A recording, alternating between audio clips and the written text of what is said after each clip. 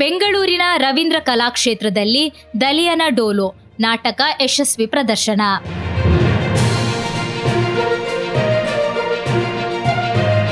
ಸೂರ್ಯ ಕಲಾವಿದರು ಬೆಂಗಳೂರು ಆಯೋಜಿಸಿದ ರಂಗ ಸಂಭ್ರಮ 2026 ಕಾರ್ಯಕ್ರಮದ ಅಂಗವಾಗಿ ನಗರದ ಪ್ರಸಿದ್ಧ ರಂಗಭೂಮಿ ವೇದಿಕೆ ರವೀಂದ್ರ ಕಲಾಕ್ಷೇತ್ರದಲ್ಲಿ ದಲಿಯನ ಡೋಲು ನಾಟಕ ಯಶಸ್ವಿಯಾಗಿ ಪ್ರದರ್ಶನಗೊಂಡು ಪ್ರೇಕ್ಷಕರ ಮೆಚ್ಚುಗೆಗೆ ಪಾತ್ರವಾಯಿತು.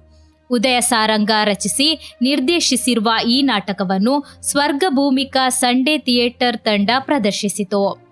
ಗ್ರಾಮೀಣ ರಂಗಭೂಮಿಯನ್ನು ಪೋಷಿಸುತ್ತಿರುವ ಈ ತಂಡದಲ್ಲಿ ವಿವಿಧ ವಲಯಗಳ ಪ್ರತಿಭಾನ್ವಿತ ಕಲಾವಿದರು ಒಟ್ಟಾಗಿ ಕಾರ್ಯನಿರ್ವಹಿಸುತ್ತಿರುವುದು ಇದರ ವಿಶೇಷತೆಯಾಗಿದೆ.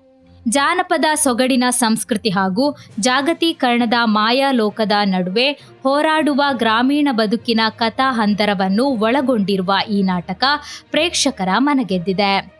ಪ್ರತಿಯೊಂದು ದೃಶ್ಯವೂ ಕೌತುಕ ಮೂಡಿಸುವ ರೀತಿಯಲ್ಲಿ ನಿರೂಪಣೆಗೊಂಡು ನಾಟಕದ ಪ್ರಮುಖ ಆಕರ್ಷಣೆಯಾಯಿತು.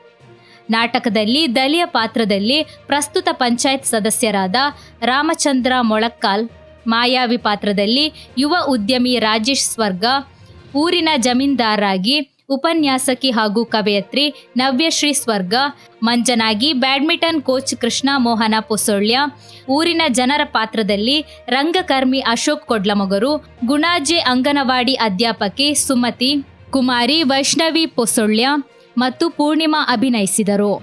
ನಾಟಕಕ್ಕೆ ಕಾರ್ತಿಕ್ ಪೆರಿಕ್ಕಾನ, ವೈಷ್ಣವ್ ಮತ್ತು ಮೋಕ್ಷಿತ್ ಸಂಗೀತ ನೀಡಿದರು. ರಂಗ ಪರಿಕರವನ್ನು ಪ್ರಸಾಧನವನ್ನು ಕಿರಣ್ ಕಲಾಂಜಲಿ ನಿರ್ವಹಿಸಿದರು. ನಾಟಕ ತಂಡದ ಸಂಯೋಜಕರಾಗಿ ಕವಿ ಶ್ರೀನಿವಾಸ ಪೆರಿಕ್ಕಾನ ಕಾರ್ಯನಿರ್ವಹಿಸಿದರು. ಶಂಕರಸ್ವಾಮಿ ಕೃಪಾ ಸಹಕಾರ ನೀಡಿದರು.